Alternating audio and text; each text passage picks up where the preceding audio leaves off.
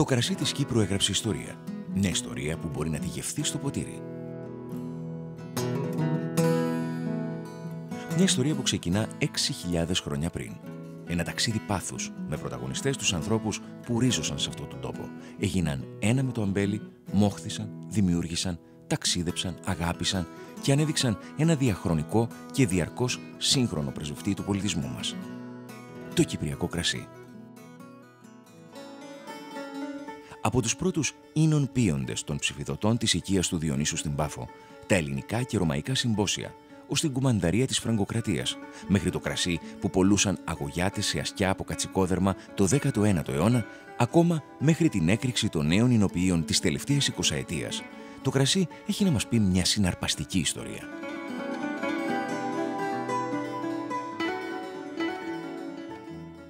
Τα τελευταία χρόνια, και ειδικότερα μετά την ένταξη της Κύπρου στην Ευρωπαϊκή Ένωση και την υιοθέτηση του θεσμού των ίνων ποιότητας, η αμπελοϊνική δραστηριότητα στο νησί γνωρίζει μια εκπληκτική αναγέννηση.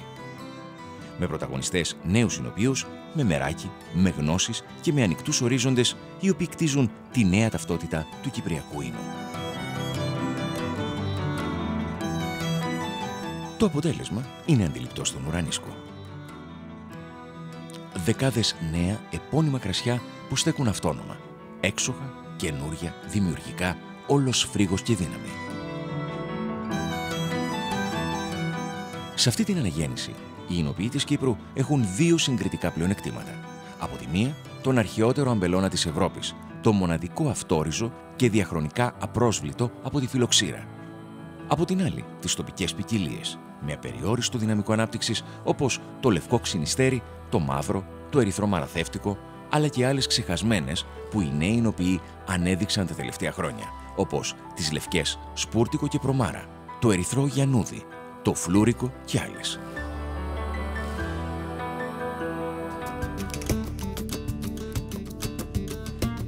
Ο σύγχρονος ινοποιός της Κύπρου έχει συμμάχους του το ορεινό ανάγλυφο, το υψόμετρο, τις θαλάσσιες άβρες, το μεσογειακό κλίμα. Το ιδιαίτερα ξηρό και θερμό καλοκαίρι μετριάζεται σημαντικά στα μεγάλα υψόμετρα, όπως στην Παναγιά, τον Αμπελίτη, τον Αφάμι, τα κρασοχώρια Λεμεσού, την ορεινή Πιτσιλιά, τη Λαώνα και τον Ακάμα από τις θαλάσσιες άβρες.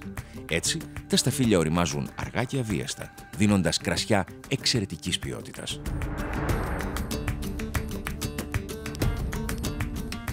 Ακολουθώντας τα ισχύοντα στην Ευρωπαϊκή Ένωση για τους ίνους ποιότητας, η Κύπρος καθιέρωσε την κουμανταρία ως την πρώτη και ευρέως γνωστή προστατευόμενη ονομασία προέλευσης, η οποία παράγεται στη ζώνη της κουμανταρίας στην ορεινή Λεμεσό, που περιλαμβάνει 14 χωριά. Οι τοπικοί ίνοι Λευκωσίας, Λάρνακας, Λεμεσού και Πάφου αποτελούν σήμερα μια σημαντική ποιοτική ομάδα, που περιλαμβάνει πληθώρα ίνων ποιότητας που μπορούν να ονομάζονται ίνοι με προστατευόμενη γεωγραφική ένδειξη. Ο καθένας τους φέρει τον αυθεντικό χαρακτήρα της αμπελουργικής περιοχής στην οποία ανήκει. Ωστόσο, όλοι συνδέονται από κάτι κοινό. Το μεράκι, την επιμονή στην ποιότητα και τη λεπτομέρεια, την επιδίωξη της τελειότητας.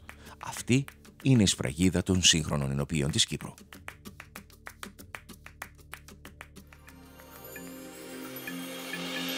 Το αμπέλι συνδέει τους ανθρώπους της Κυπριακής υπαίθρου με το περιβάλλον, σε μια σχέση αειφορίας και ισορροπίας. Προστατεύει τα εδάφη από τη διάβρωση, διαμορφώνει το τοπίο και πρωταγωνιστεί στην ανάπτυξη της τοπικής οικονομίας. Για να απολαύσουμε το σύγχρονο και ποιοτικό κρασί, πρέπει να του δώσουμε την ευκαιρία να διατηρήσει αναλύωτα τα χαρακτηριστικά του μετά την εμφιάλωση, αλλά και να εξελιχθεί. Γι' αυτό πρέπει να το διατηρούμε σε χαμηλή θερμοκρασία, αρκετή υγρασία, απουσία οσμών και κραδασμών, ελάχιστο φωτισμό και σε πλάγια θέση. Η ιδανική θερμοκρασία φύλαξης κυμαίνεται από 12 έως 14 βαθμούς. Η ιδανική υγρασία μιας σωστής κάβας κυμαίνεται από 70 έως 75%. Αλλά και η θερμοκρασία σερβιρίσματος έχει μεγάλη σημασία στην απόλαυση του κρασιού. Τα λευκά ξηρά στους 8 έως 10 βαθμούς. Λευκά ξηρά τα οποία ορίμασαν ή ζυμώθηκαν σε δρύινο βαρέλι 10 έως 12. Ροζέ κρασιά τα γνωστά ως ερυθροπά 10 έως 12. Ερυθρά κρασιά μεσαίου όγκου 15 έως 16. Πλούσια ή παλαιωμένα ερυθρά κρασιά 16 έως 18.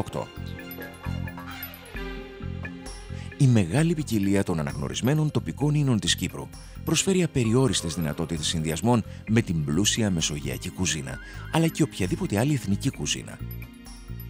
Κατά κανόνα, πρέπει να επιλέγουμε το κρασί ανάλογα με το πιάτο, έτσι που να υπάρχει αρμονία μεταξύ τους όσον αφορά την οξύτητα, τη μαλακότητα, αλλά και το χρώμα και τα αρώματά τους. Για παράδειγμα, τα λευκά από ξινιστέρι ή προμάρα είναι κρασιά για όλες τις εποχές και μπορούν να συνδυαστούν με ψάρια, θαλασσινά, μαλάκια, αλλά και ορεκτικά του κυπριακού μεζέ, τη χωριάτικη σαλάτα με φέτα, αλλά και το ψητό ή τηγανιτό χαλούμι, τα κουπέπια και ακόμα όλα τα γόρτα και βραστά όσπρια. Το ίδιο ισχύει για τα λευκά από ξενικές ποικιλίες, όπως το Chardonnay και το Sauvignon Blanc που δεν έχουν ωριμάσει σε βαρέλι. Τα ερυθρά από ντόπιες ποικιλίες, μαραθεύτικο και λευκάδα, αλλά και από ξένες ποικιλίες, Merlot, Cabernet Sauvignon, Syrah, Ματάρο, ταιριάζουν με κρεατικά σχάρας, φούρνου αλλά και κατσαρόλας, με αλλαντικά, πλούσια τυριά όπως το κεφαλοτήρι και κυνήγια.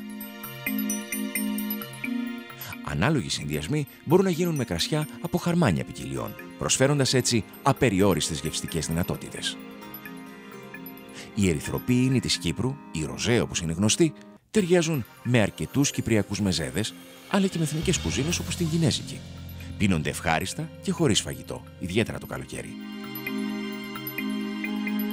Τέλος, τα γλυκά κρασιά, όπως η κουμανταρία, συνοδεύουν μια μεγάλη γκάμα γλυκών από κέικ με φρούτα και ξηρούς καρπούς μέχρι παγωτά τύπου παρφέ, παστά φρούτα, ώριμο κασκαβάλι. Με τα γλυκά κρασιά ταιριάζουν επίσης τα τυριά τύπου μπλε. Με την αναγέννηση που έφεραν οι σύγχρονοι ενοποιοί, η κουμανταρία και η τοπική ίνη ποιότητας μπορούν να εδραιώσουν μια σημαντική θέση στη διεθνή αγορά και να αντιμετωπίσουν τον ξένο ανταγωνισμό ως κρασιά με δική τους ταυτότητα.